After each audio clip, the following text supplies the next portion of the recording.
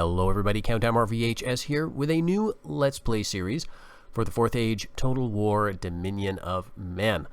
This is a mod for Rome Total War Barbarian Invasion, the original game, not the remaster. And it has been a while since I've done a proper Let's Play, like full-length campaign. And we're going to try a faction I have actually not played for quite some time. We're going to go over to the non-managed campaigns here and go with the Elven campaign to start. As usual, we're going to get our campaign difficulties on the recommended settings and then take a look here. So our objectives for this overall campaign in terms of getting to that victory screen are going to be that we get 30 provinces in total, including all of our homelands, as well as a couple that we don't begin with. Those would be Imladris or Rivendell and Eastern Holland, or the settlement of Osten-Ethel. Otherwise, it is wide open. I think we only start with something like 7 settlements, or yeah, 1, 2, 3, 4, 5, 6, 7 initially. So we need to get 2 more named ones. That brings us up to 9, and then we have basically just an open menu from then. Wherever we want to go, we can go. The Elves, of course, present a really challenging campaign in a lot of ways for this mod. Again, this is set in the 4th Age of Middle-earth, so the Elves are not nearly as numerous as they were in ages past, although they are very strong on the battle map. They are some of the best warriors in Middle-earth, and as such, the battles can be a lot of fun. You can do really great stuff with a tiny outnumbered force against hordes of enemies, but strategically, you're going to face a lot of challenges, from population levels to your economy to just trying to hold down the territories as you expand. So let's jump into the campaign here and see what we're going to look at. And as usual, we're greeted here with a bit of an intro screen giving us some background. In the lore of the mod, of course, we have a sort of a new faction called the Kingdom of Adunabar that represents the growing power of this shadow cult that Tolkien wrote about in a short story set in the 4th Age called The New Shadow. He only wrote about 10 or so pages of this story and then gave it up. It was a little too depressing and just something he didn't want to keep working on. But in the mod, we sort of took that idea of a shadow cult and thought what would happen if that expanded. So in this version of reality of Middle-earth, Rivendell does not begin in the hands of the Elves. And of course, a lot of the famous characters that would have been part of this Elven faction have sailed across the sea into the west. So Elrond is no longer here, Círdan is gone, Galadriel and Celeborn are gone, Elrond's sons are not around anymore, but there are a few famous characters that we did leave in the mod, and one of them is our faction leader Thranduil. He starts over here in our initial capital, the Elven King's Halls, and he is commanding what is left of the faction. So this is a bit of an interesting amalgamation of the very few remaining Noldor, a few Sindar, but for the most part, it's going to be these Sylvan Elves and the Galadel, I guess, the Galadrim. One feature of the Elves is because they're made up of all these different houses of Elves. You do have a pretty broad diversity of Elven units depending on where you're recruiting them from. So from the region, in the west, the Lindon region, essentially, we've got these very heavily armed type of melee units. So Lindon guards, mariners. So we get some pretty solid stuff initially. Some of these units, like threshold troops, are going to be available everywhere, but pretty much all the rest of them are going to be based on where you're recruiting them out of. And Mithlond has some excellent units, especially those Lindon guards.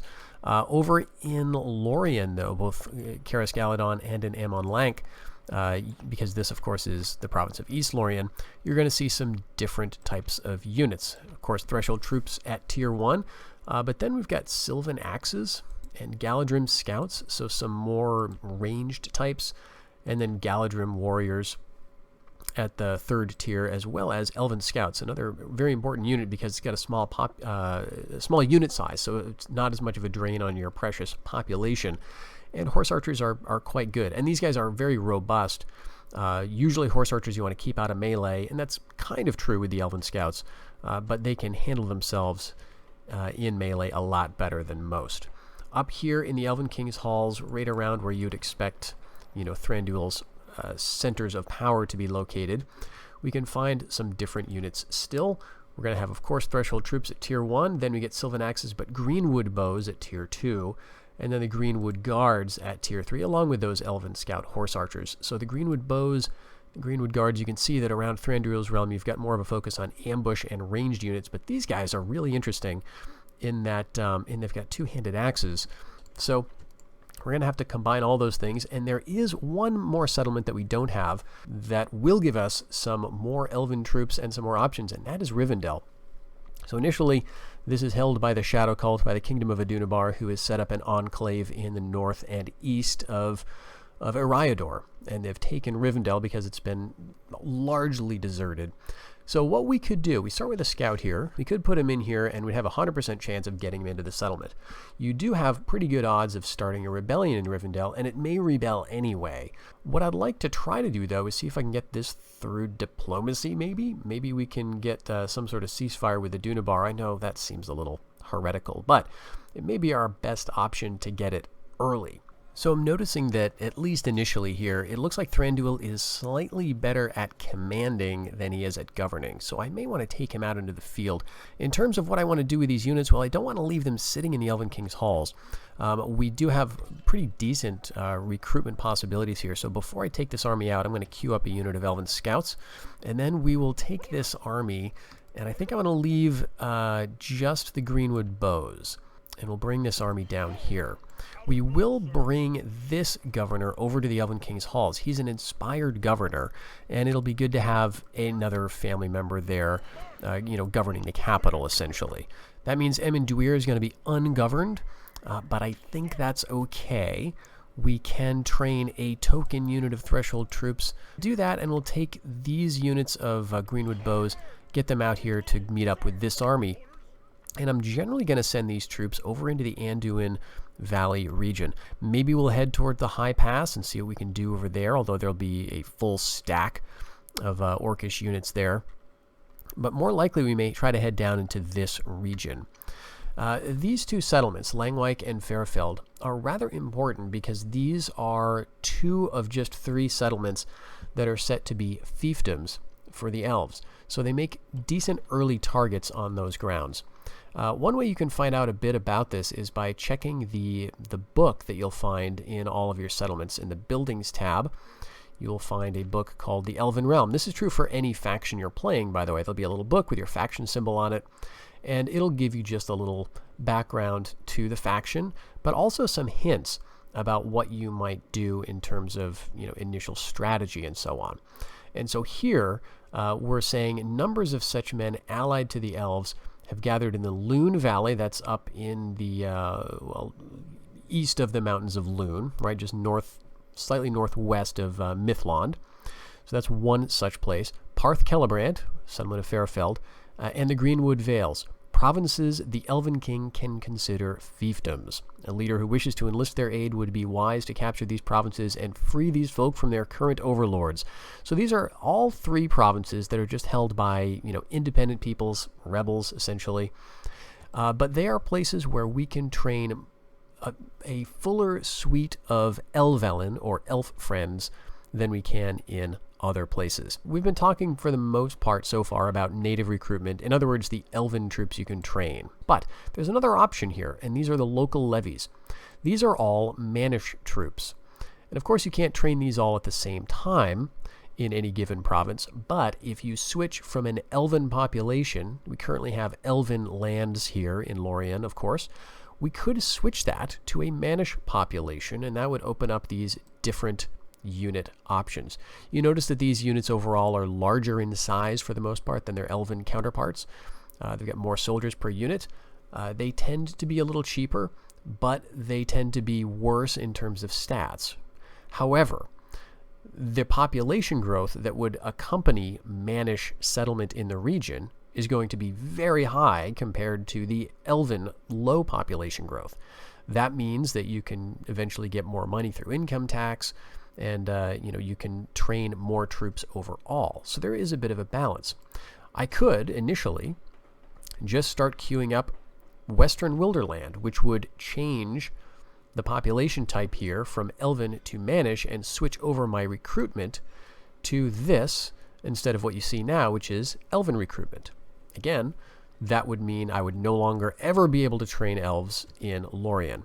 I don't like doing that, but you can certainly see that it may be an option, especially in provinces like Forland and Harland, where you're almost certain to never get reasonable population growth anyway. I will never do that, though. I don't see myself ever churning these over to Mannish settlement, even though it's probably the optimal choice. I just like having these as Elven provinces. One of the first things I do, though, because these are relatively safe, certainly in the early game, is take the governors out, because again, these are useful units and they tend to have decent stats, and so I'll move them over towards Mythland. We can get this guy out of here. He's only a competent governor, and we'll get him over to join in the Noldor army, which is led by one of the other famous elves still in Middle-earth, Glorfindel of Imladris.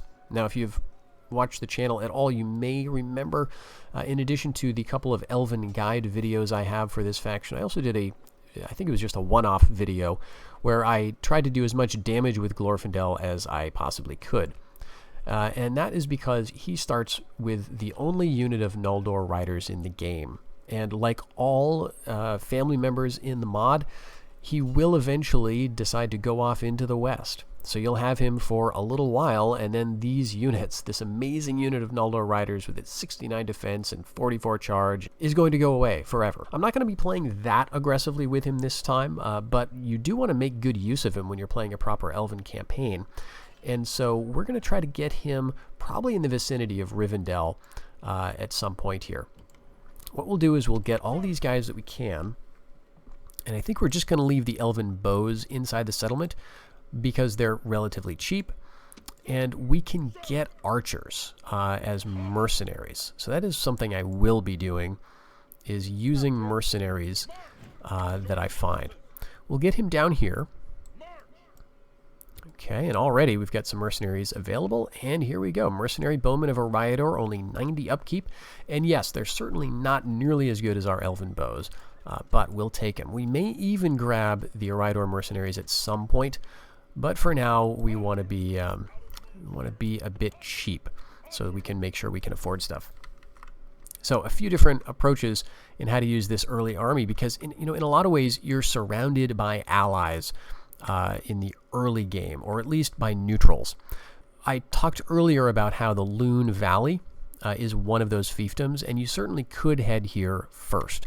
My philosophy on that, though, is this is relatively safe in the early game. Not a lot of factions are interested in it, and so you can leave it for a while. You can just get it later.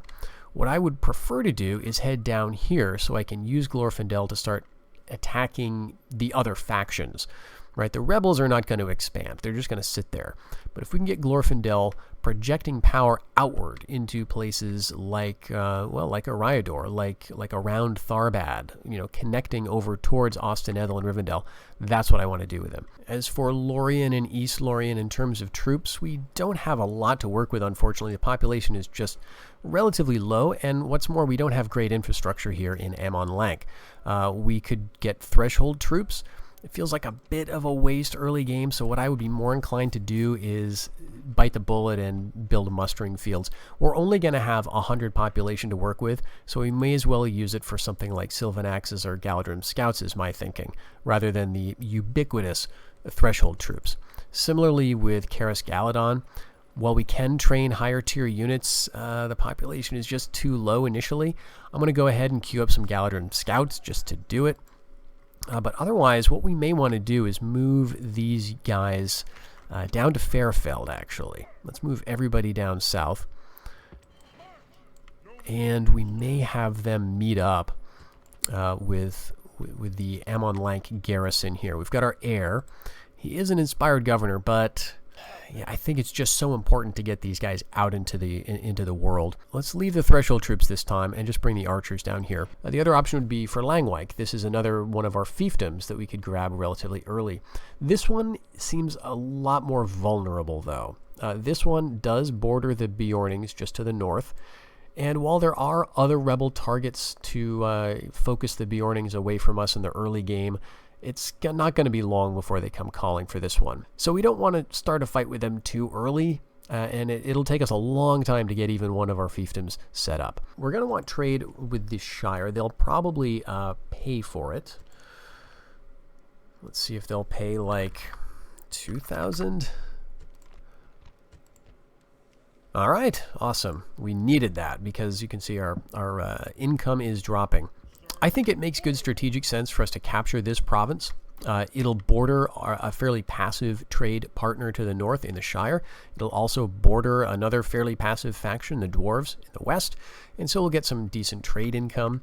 This province does become a target potentially for Dunabar and Tharbad, so you know, that may be an issue, but on the other hand, we are going to be fighting, you know, those guys. We can look at our diplomacy, though, to see what we start off with here, and it's not much. We've got allies in the Reunited Kingdom, and this is a military access alliance.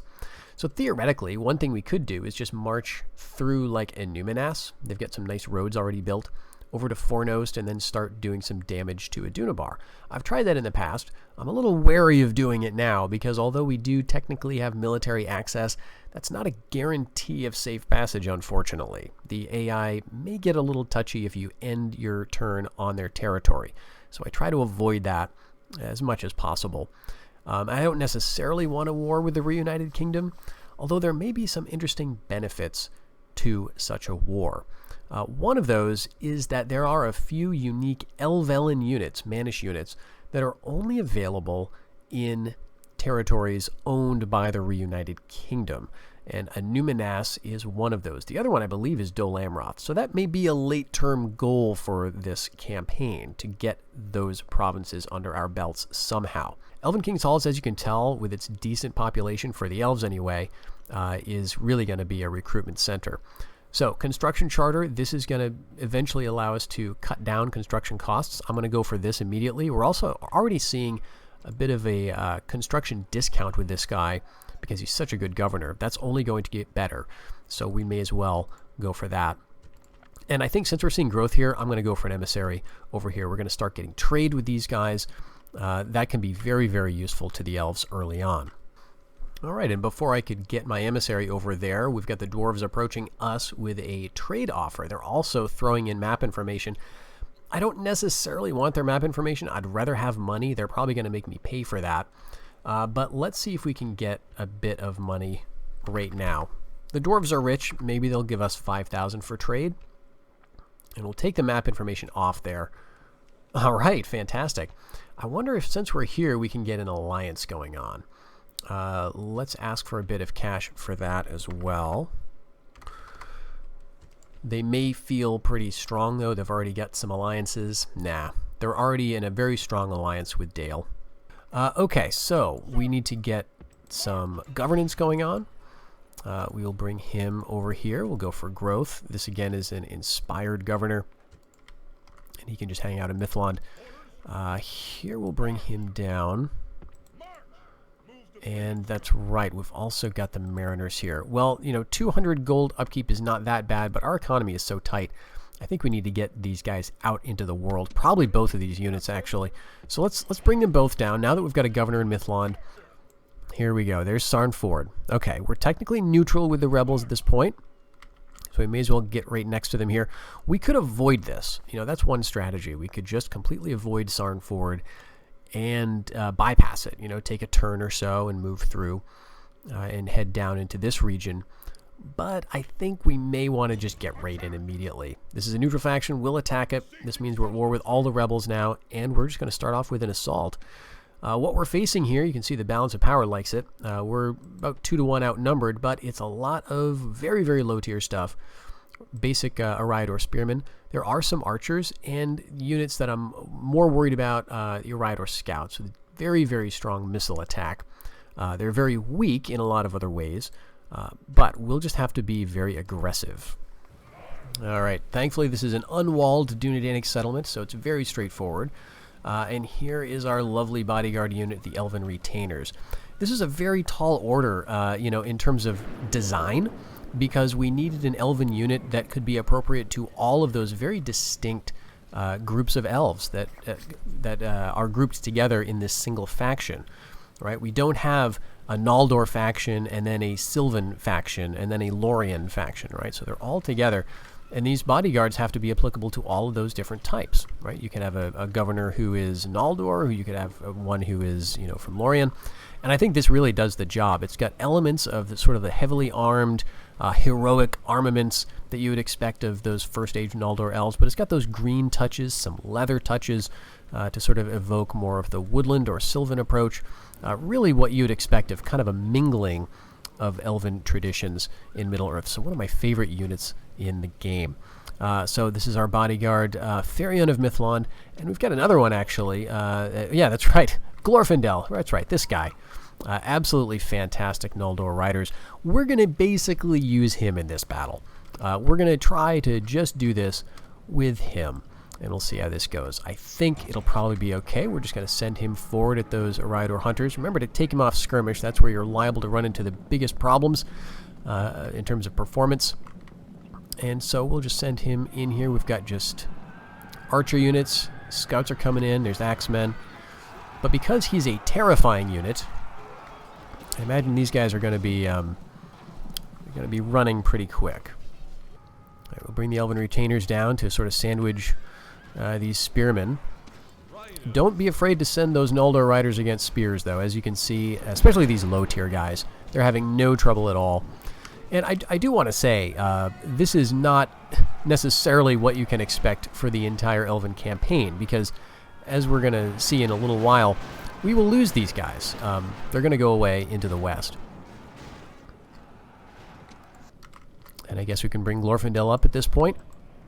March him a little bit slowly to get some of that fatigue back. He is a little tired after, soloing the entire army, essentially.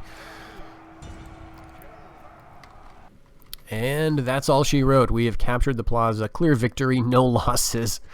Now, again, you can't expect that that's the way it's always going to go, but you need to enjoy that early stage where you've got Glorfindel because it's not going to last forever. And this, remember, was a rebel army, kind of bottom of the barrel stuff, honestly, and we're going to be fighting a Dunabar fairly soon. So things will change. And here we are, we've got Sarn forward, and we can begin to see now the problem that we face is not on the battlefield, of course, but it is on the strategy map. We've got some big problems with disorder, and I really don't want to lay desolate either, because one, it's not going to net us all that much money. It's not going to affect the public order all that much, and we also want the population.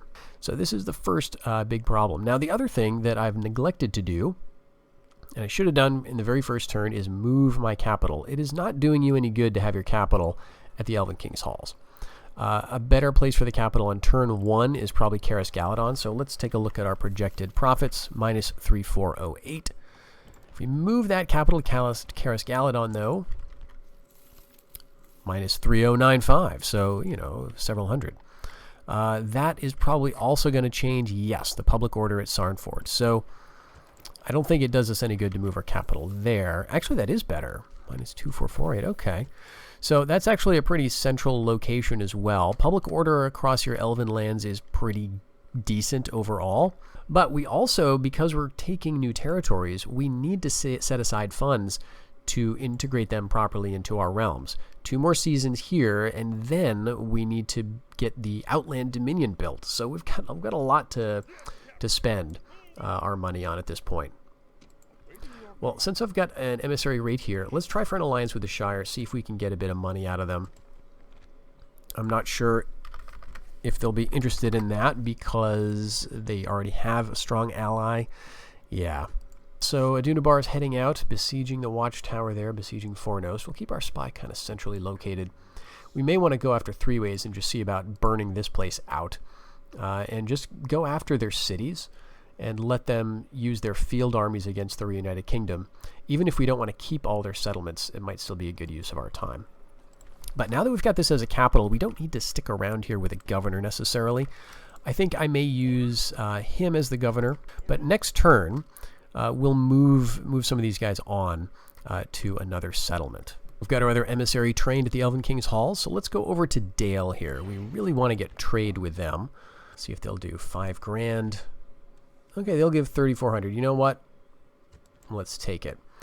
I'm curious if they'd be interested in an alliance. I kind of doubt it, just based on the reception I've been getting from the Shire, let's say, and the dwarves. Yeah, let's go down here because there is a Bjorning settlement right there.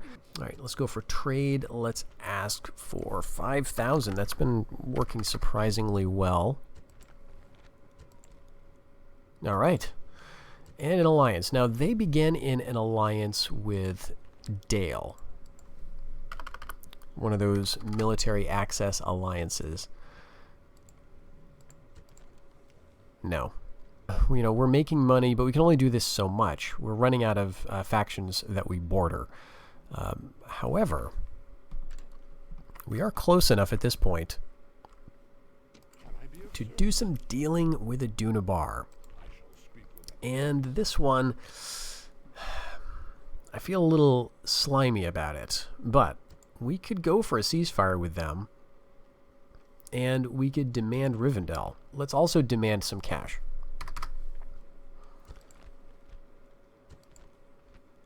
Okay. They want us to pay. They'll give Rivendell. They want a ceasefire. They want us to pay. So how about we just do a straight up swap? Okay, they want money. I'm not going to pay for Rivendell. I could get money out of them, I think, at this point. If we just went with a ceasefire and demanded like 10,000 Mirian, we could probably get it. But I don't think it's worth it. So we'll just wait. They're doing okay in the war right now. But we'll wait and see how things progress. They've not managed to take Amon Sul yet. They've taken Fornost from the rebels.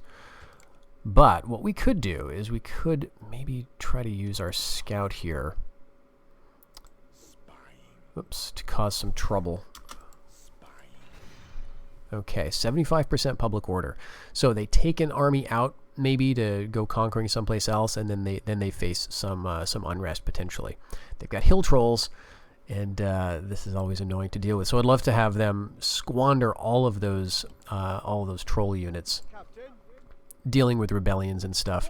So that's the use of your scout that you begin with. Let's see what we can get away with here. This is our capital, Sarn Ford now. 35% on low taxes. And let's move just the very cheapest of the cheap garrison units back. That's 70. So that'll just be enough. We've got some more mercs available here. Okay, should I go for 3 ways? This is a very lucrative settlement. Let's see what they've got inside. Okay, nothing we can't handle. I'd rather avoid fighting trolls. They are the unit that can kill Glorfindel. But in the meantime, we'll just destroy their territory. And here we can move our armies together. Okay, and we can initiate the assault of Fairfeld. This is going to go a little bit differently. But you know what? What we might want to do here is just wait.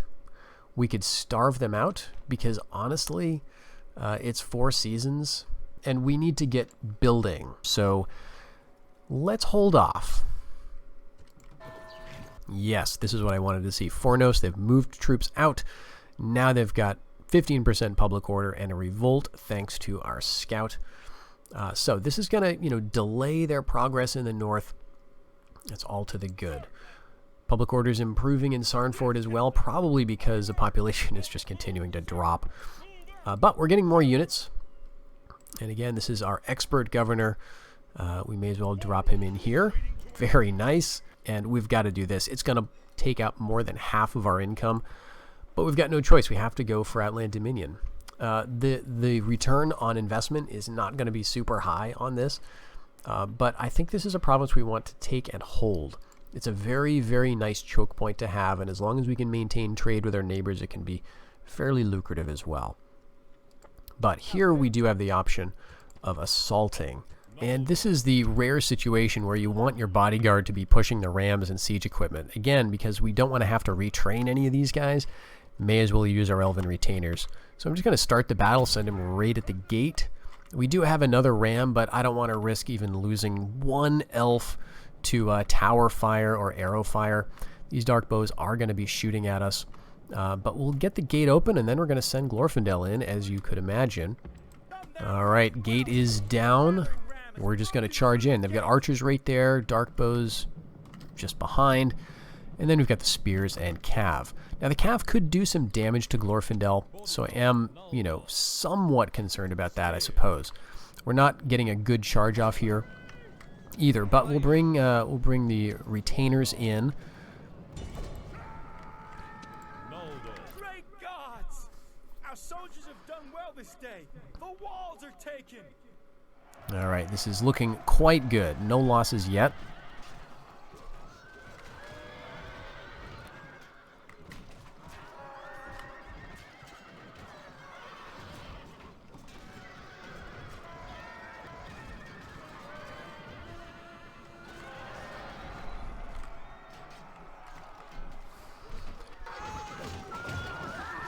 There's the bodyguard, and I expect we'll see some routing fairly soon. Glorfindel's unit is scary. And there goes those dark bows. All right, we'll move him up, and we're going to have probably these one Horseman of the Shades. Try to be a hero here.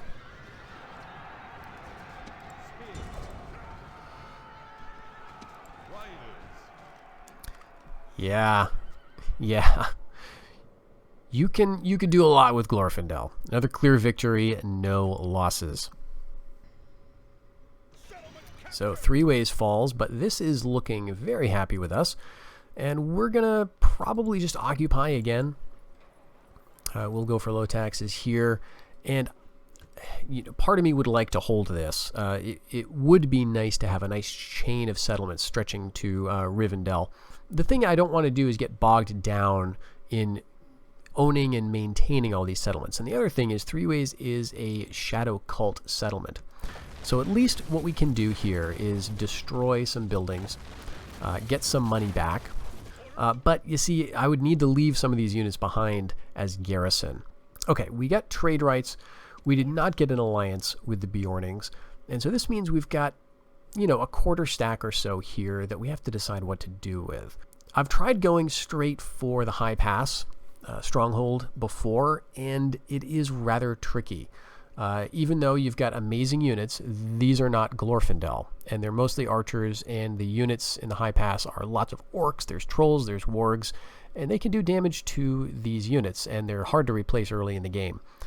So I think what I want to do instead is march down, either down here through the center or down towards Andlang, which is this settlement here in the Gladden Vales.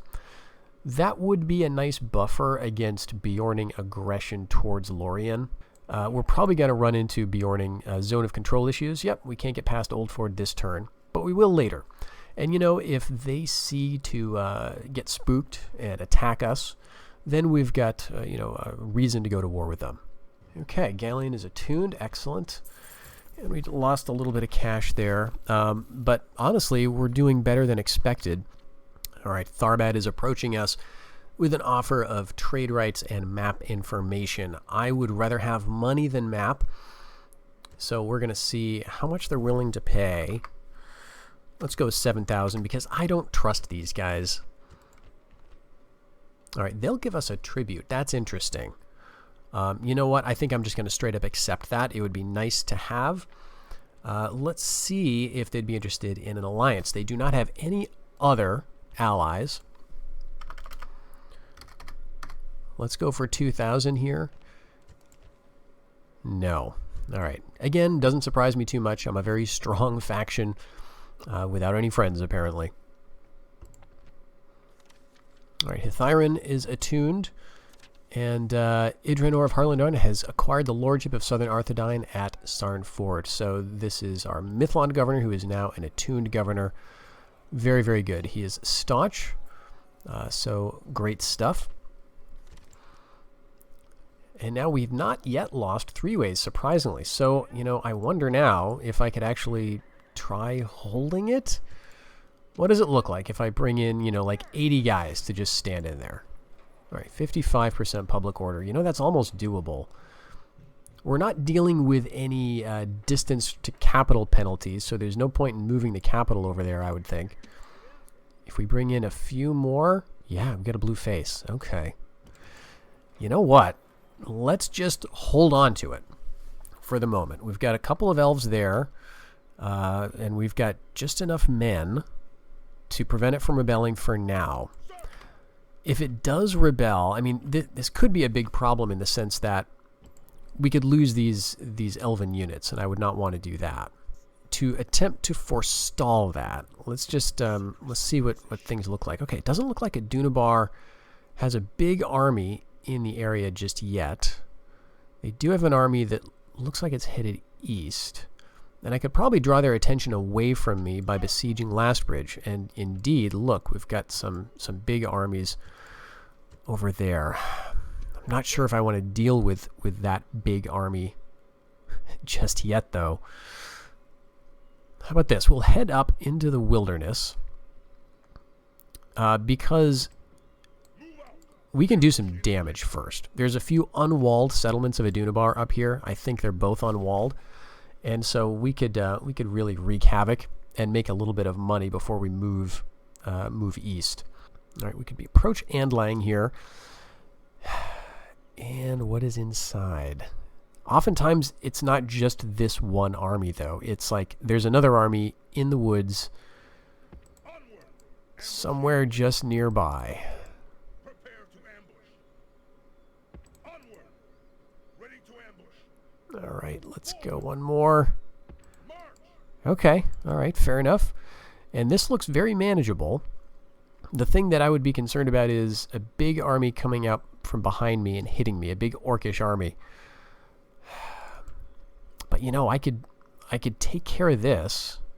Just assault and take it. Now the problem here is this is about to fall. Well, maybe I don't need Fairfield just yet. I mean, I could withdraw. Yeah, I think that's what we'll do. We'll lift the siege. Okay? The siege. Maintain the siege. We got 5 more turns. And now we're going to assault Andlang. We're going to take that with our king. Let's see what that assault looks like. Again, the balance of power is going to be pretty in our favor. We've got Thranduil here leading out against the... I'm going to go with evil woodmen. These are evil woodmen, we're going to say. These woodmen riders are leading, and they are the unit that I'm somewhat, concerned about. Only 1 unit of archers, though, so it's good to deal with these guys now before they attach themselves to a larger army. So when we come back, I think that's what we're going to do. We're going to assault Andlang, and we're going to see how we can continue to expand our army and deal damage to the enemy. Thank you very much for joining me in this episode. I hope you'll stick around to the next one. Until then, everybody, take care.